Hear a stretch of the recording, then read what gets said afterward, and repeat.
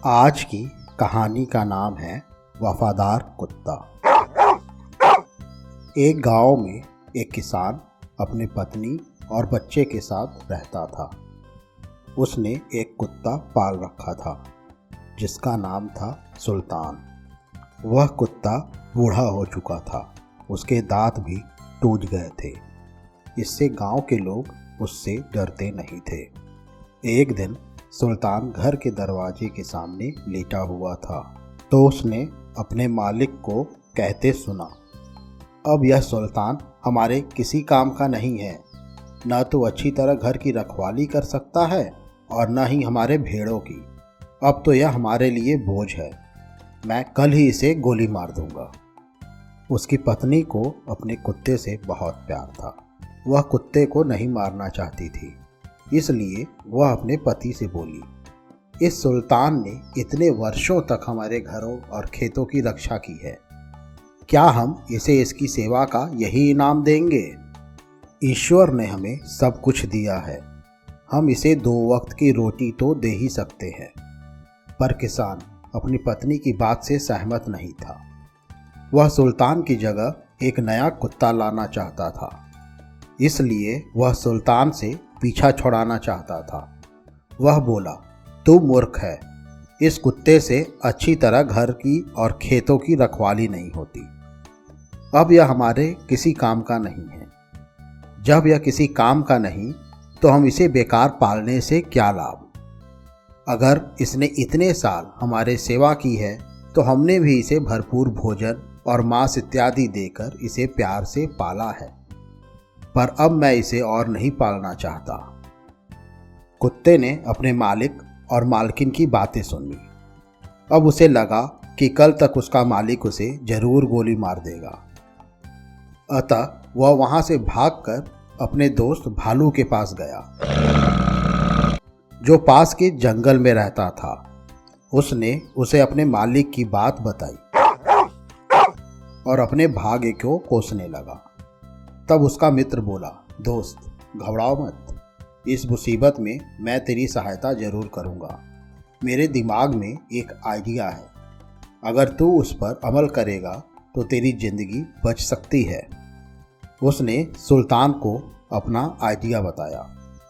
सुबह किसान अपने पत्नी और छोटे बच्चे के साथ खेतों में जाएगा, क्योंकि उसके छोटे बच्चे की देखभाल करने वाला उसके घर में कोई नहीं है। खेतों में काम करते समय वह अपने बच्चे को वहीं घास फूस पर लेटा देगा। उस समय तू उस बच्चे की रखवाली करने बैठ जाना। जब मैं इस बच्चे को उठाने आऊँगा तब तू भौंक भौंक कर और मुझसे लड़कर मुझे वहाँ से भगा देना। मैं बच्चे को वहीं छोड़कर जंगल की ओर भाग जाऊँगा। इससे तेरा मालिक खुश हो जाएगा और तुझे गोली नहीं मारेगा।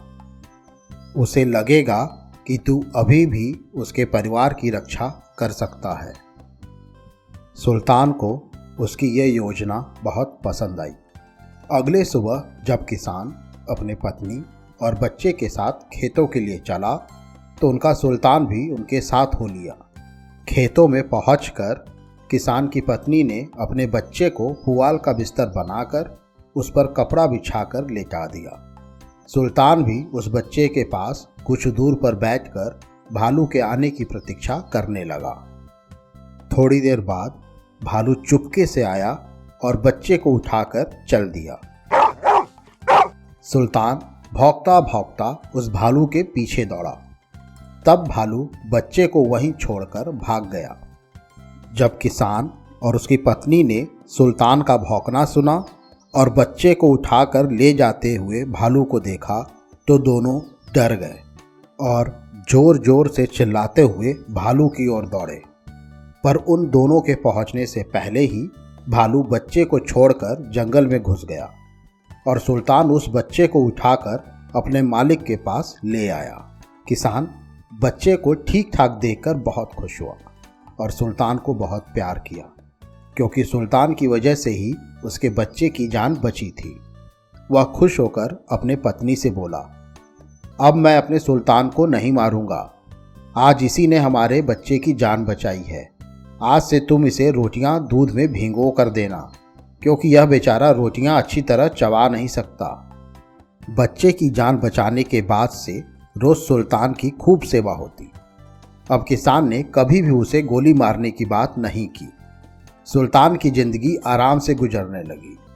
एक दिन सुल्तान रात के समय घर के आगे बैठा और घर की रखवाली कर रहा था।